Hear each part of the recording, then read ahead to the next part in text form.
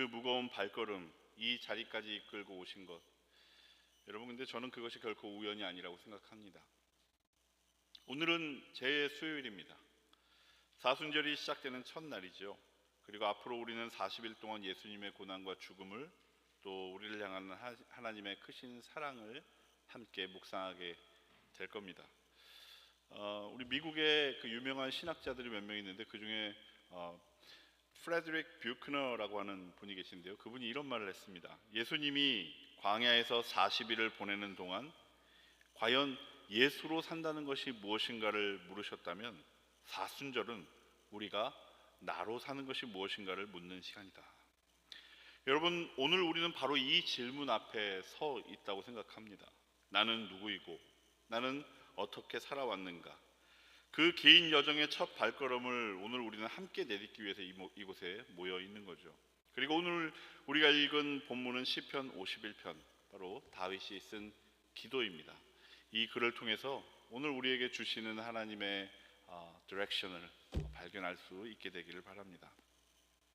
시편 51편, 우리가 잘 알고 있듯 다윗이 쓴 글이고 또 익숙한 글이기도 합니다.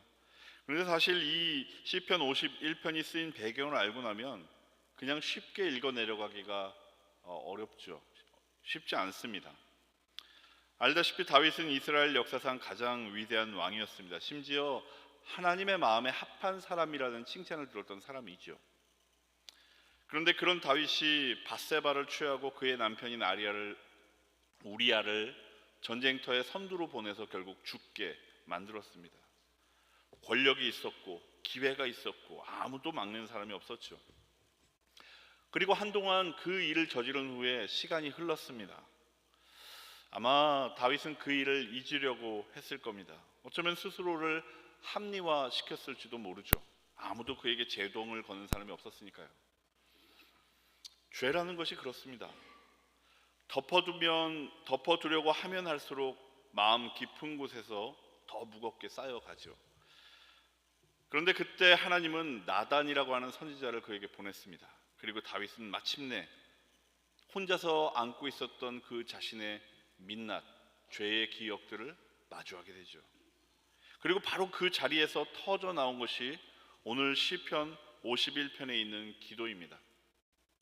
다윗은 이 기도를 이러한 고백으로 시작을 하고 있죠. 1절에 하나님이여 주의 인자를 따라 내게 은혜를 베푸시며 주의 많은 긍휼을 따라 내 죄악을 지워 주소서.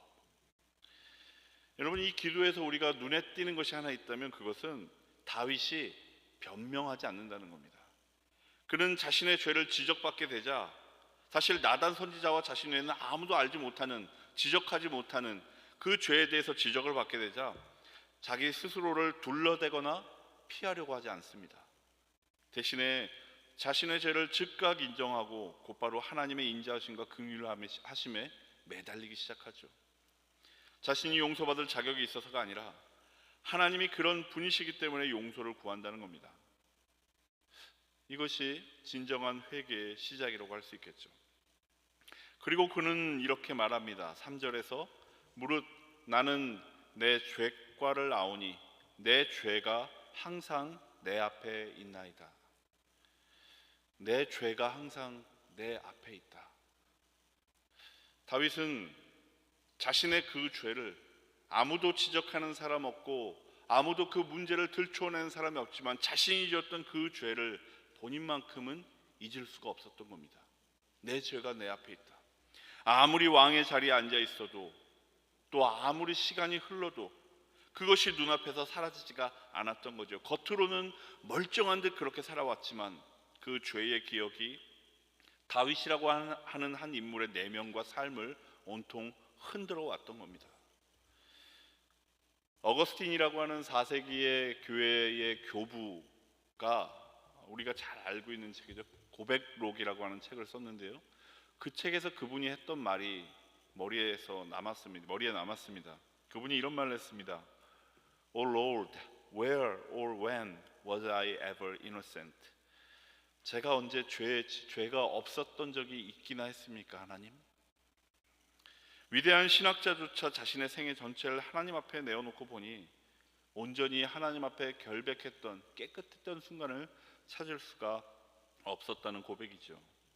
자기 비하가 아닙니다. 그 누구보다도 정직한 자기 인식이죠. 어거스틴뿐만 아니라 다윗뿐만 아니라 우리들도 하나님이 필요하다라고 하는, 하나님이 필요한 존재라고 하는 그런 고백입니다. 왜 여러분들에게도 그런 것이 혹시 여러분들에게도 그런 것이 있으십니까? 오래 전에 있었던 일인데 아직도 여러분들의 마음 어딘가에 남아있는 그런 기억 말이죠. 아무에게도 말하지 못한 채 조용히 안고 살아온 기억들이 있으십니까? 이민 생활 수십 년 살아오면서 많은 것을 이루어 오셨지만 동시에 참 많은 것을 마음에 안고 그렇게 살아오셨을 겁니다. 낯선 땅에서 뿌리 내리기 위해서 얼마나 많은 것을 스스로 그렇게 감내하셨습니까? 때로는 신앙보다 생존이 먼저였던 시간들도 계셨겠죠. 가족 안에서, 공동체 안에서 아직까지도 풀리지 않는 그 관계의 매듭이 남아있는 분도 계실 겁니다. 다윗도 그랬다는 겁니다. 오랜 시간이 지나도록 해결되지 않는 그 문제. 그러나 그는 그것을 숨기지 않았습니다. 그것을 하나님 앞에 내어놓았습니다. 그리고 그것이 그를 무너뜨린 것이 아니라 오히려 그를 다시 세우는 출발점이 되었던 거죠. 그런데 이 대목에서 우리가 한 가지 더 생각해야 될 것이 있습니다. 다윗은 4절에서 이런 고백을 하고 있는데요. 내가 주께만 범죄하여 주의 목전에 악을 행하였습니다. 언뜻 들으면 이상하게 느껴질 수 있는 그런 장면입니다. 내가 주께만 범죄하였습니다. 그럼 밧세바는 어떻습니까? 그럼 우리아는 어떻게 되는 겁니까? 다윗이 그들에게 저질렀던 그 흉악한 일을 생각하면 주께만 범죄했다라고 하는 고백, 뭔가 문제가 있게 들리지 않으십니까? 그러나 이것은 다윗이 밧세바와 우리아를 무시하거나 잊었다는 그런 말이 아닙니다. 고대 히브리인들의 사고에서 모든 죄라고 하는 것, 그것은 궁극적으로 하나님을 향한 죄입니다. 밧세바와 우리아를 향해서 죄를 지었지만 바로 밧세바와 우리아라고 하는 하나님의 형상을 입어 창조된 그 사람들을 짓밟는 것, 자신이 짓밟았던 것, 그것은 곧 다윗이 하나님의 법과 질서를 어기는 것이었기 때문이죠. 그렇기에 주께만 범죄하였습니다라고 하는 고백은 자신이 지었던 그 모든 죄의 뿌리가 결국 하나님과의 관계에 있었음을 고백하는 그런 말입니다. 그리고 죄의 가장 깊은 곳에는 언제나 하나님으로부터의 이탈이 있다는 그런 뜻이기도 하죠. 그리고 바로 그렇기 때문에 하나님 앞에 올려드리는 진정한 회개는 언제나 이웃을 향한 화해로, 하나님께서 그 형상대로 지으신 그 생명들을 향한 화해로 자연스럽게 이어질 수밖에 없는 겁니다. 우리의 죄는 언제나 하나님과의 관계만 끊어놓는 것이 아니죠. 그것은 반드시 사람과의 관계도 끊어놓습니다. 가족들에게 던졌던 상처 주는 말 한마디, 오래된 오해와 갈등들, 풀지 못한 채 그저 시간이 지나면 잊혀지리라 믿고 남겨두었던 그렇게 굳어져 버린 관계들, 감정들.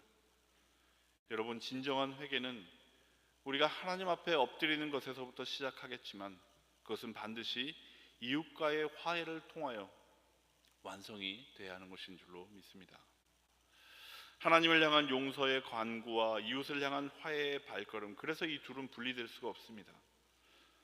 그리고 여러분, 회개와 주님 앞에서의 돌이킴을 훈련하는 이 사순절의 40일 동안이 그 두 방향으로 여러분들이 동시에 나아가는 그런 시간이 되기를 주님의 이름으로 축원드립니다. 잠시 후 우리는 이마에 제를 바르게 될 것입니다. 제는 성경에서 오래전부터 회개의 상징이었습니다. 욥이 하나님 앞에 엎드렸을 때, 다니엘이 포로된 백성을 위해서 기도했을 때 그들은 제를 뒤집어 썼죠. 말로 표현하기 이전에 온몸으로 드리는 고백이었습니다.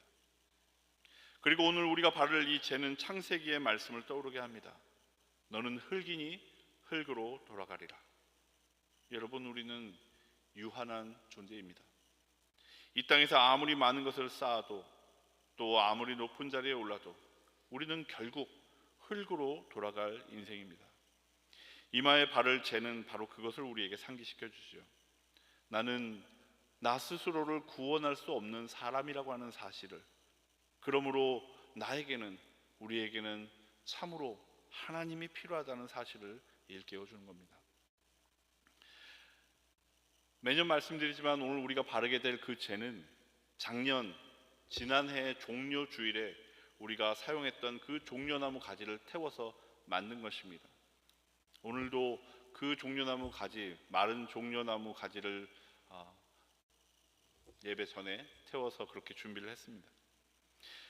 예수님이 예루살렘에 입성하실 때 사람들이 환호하며 흔들었던 그 가지들을 기억하는 거죠. 그런데 우리가 잘 알지 않습니까? 예수님을 향했던 그 환호는 채 일주일도 가지 않았습니다. 나무 가지의 그 기쁨이 십자가의 슬픔으로 일주일 만에 바뀌어 버렸죠. 우리의 삶에서도 화려해 보이는 것들이 결국에는 죄로 돌아간다는 것을 오늘의 예식은 우리에게 들려줍니다. 오늘 우리가 이 죄를 이마에 바를 때 시편 51편, 좀 전에 읽었던 이 말씀 중 7편의 말씀이 떠오릅니다. 주여 우슬초로 나를 정결하게 하소서, 내가 정하리이다. 우슬초, 즉 히솝이라고 하는 이름의 이 식물은 성경에서 정결 의식을 사용할 때 사용했던 그런 것입니다. 그런데 그보다 더 중요한 장면이 있습니다. 이스라엘 백성이 이집트를 탈출하던 6월절 밤, 그들이 어린 양의 피를 문설주에 바를 때 사용했던 것, 여러분, 그것이 바로 히솝, 우슬초였습니다. 다윗이 우슬초로 나를 정결하게 하여 주시옵소서라고 기도할 때 그는 단순히 의식적인 정결을 구하는 것이 아니었다는 말이죠. 어린 양의 피로 덮임을 받아 죽음에서 건진받던 그 은혜를 죄로 인하여 절망 가운데 빠져 있는 자신에게도 베풀어 달라고 그렇게 간구를 하고 있는 겁니다. 그리고 우리는 잘 알죠. 그 히솝이 가리키던 어린 양이 누구인지를 말입니다. 죄와 함께, 십자가와 함께 우리는 오늘 그 어린 양 앞에 서 있습니다. 이 죄는 십자가 모양으로 그려집니다. 유한함과 죽음의 상징인 그 죄가 십자가의 모양을 입는 순간 그것은 새로운 생명의 표시가 되지요. 죄이지만 십자가입니다. 죽음이지만 부활의 약속입니다.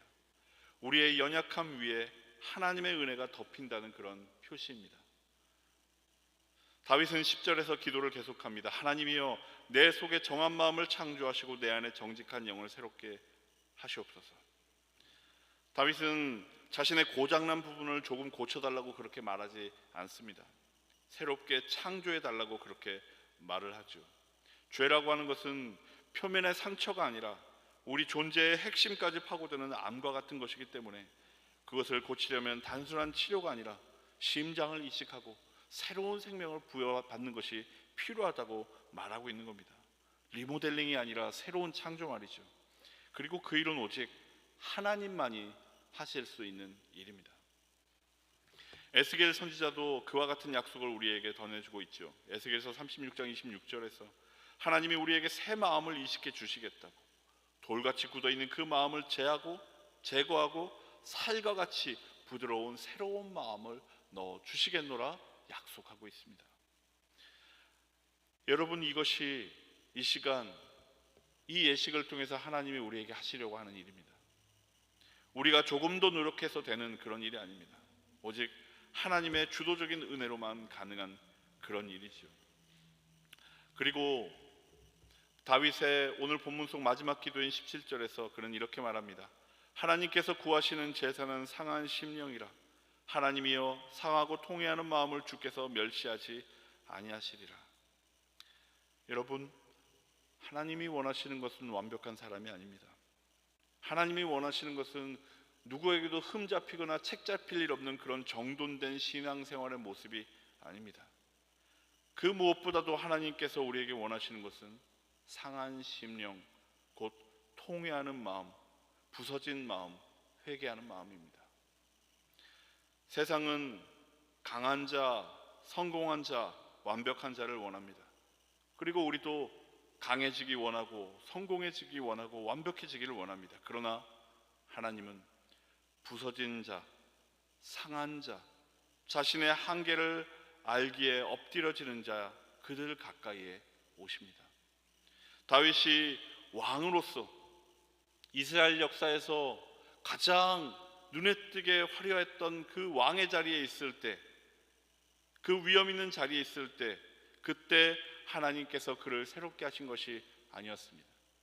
하나님이 다윗을 새롭게 하신 그때는 그가 왕이지만 바닥에 엎드려 자신의 죄를 아파하며 통곡으로 기도했을 때, 바로 그때 하나님은 그를 새롭게 하셨습니다. 하나님은 우리가 모든 것을 갖추고 나서 오기를 그렇게 기다리시는 분이 아니십니다. 지금 이 모습 그대로 오시기를 원합니다. 상한 채로, 부족한 채로, 아직 해결되지 않은 삶의 문제들, 그 고민들을 다 가득하는 그 모습 그대로 말이죠. 여러분들의 이민 생활을 상상해 보았습니다. 그동안 이 낯선 땅에 뿌리 내리기 위해서 얼마나 많은 일들을 감당해 오셨을지 상상해 보았습니다. 말도 잘 통하지 않는 시절에 아이들 손을 잡고 낯선 학교에 가셨던 그 시간들을 상상해 보았습니다. 여러분들의 직장에서 또 일터에서 이를 악물고 인종차별을 견뎌가며 살아오셨던 그 날들을 떠올려 보았습니다. 아마 그 긴 세월 속에서 자신의 영혼을 돌볼 만한 그런 여유조차 없었던 그런 시간들도 있으셨을 겁니다. 그리고 지금 이곳에 와 있는 여러분들 중 많은 분들은 젊은 그 시절을 다 지나서 인생의 후반부에 서서 그동안 지나온 길을 뒤돌아보는 그런 분이 대부분이실 거라 생각합니다. 여러분, 그 시간들을 돌아볼 때 하나님 앞에 내려놓지 못한 것이 있으십니까? 혼자 안고 다니기에는 너무 무거운 것이 있으십니까? 그동안 수고하셨습니다. 하나님 앞에서는 더 이상 강한 척하지 않으셔도 됩니다. 하나님 앞에서는 더 이상 괜찮은 척하지 않으셔도 됩니다. 그리고 오늘이 바로 그날이 될 수 있습니다. 다윗처럼 화려한 말이 필요하지 않습니다. 그저 이렇게 고백하면 됩니다. 하나님, 내 속을, 내 안을 다 아시죠. 그러니 하나님, 나를 새롭게 하여 주십시오. 하나님은 이 같은 기도를 결코 멸시하지 않으십니다. 아름답지 않다 하여 그 기도를 물리치지 않으십니다. 하나님께서는 상하고 통회하는 마음을 결코 멸시하지 않으시는 분이시기 때문입니다. 하나님은 여러분들의 그 마음을 받으실 것입니다. 그리고 여러분들을 새롭게 하여 주실 것입니다. 그러니 여러분, 오늘 여러분들의 이마에 재가 발려질 때 눈을 감고 다시 한번 생각해 보시기 바랍니다. 나는 흙에서 왔고 흙으로 돌아갈 뿐인 사람이지만 내 이마 위에 십자가가 그려진 사람이다. 나는 유한하디 유한한 존재이지만 나를 사랑하는 그분은 영원하신 분이시다. 나는 죄인 중에 죄인이지만 그 죄인을 품어주시는 그분의 자비는 무엇에도 비할 수 없이 크고 넓은 것이다. 나는 상했지만, 나는 무너졌지만 그분은 그 상한 마음을 결코 멸시하지도 물리치지도 않으시는 분이시다. 오늘 우리는 죄로 시작하지만 죄를 통한 회개와 돌이킴의 이 시간들은 결국 부활의 새 창조의 시간으로 끝나게 될 것입니다. 부디 지금의 이 사순절을 보내며 하나님 앞에 상한 마음을 들고 나아가는 것에서 그치지 아니하고 오래된 관계의 상처들을 향해서도 조심스럽게 한 걸음을 내딛는 그런 시간 되시길 바랍니다. 그리고 마침내 하나님께서 허락해 주시는 회복과 새 창조를 경험하게 되는 사순절의 시간 되시기를 주님의 이름으로 축원드립니다. 하나님이여, 내 속에 정한 마음을 창조하시고 내 안에 정직한 영혼을 새롭게 하소서. 이 시간 조용히 기도하도록 하겠습니다.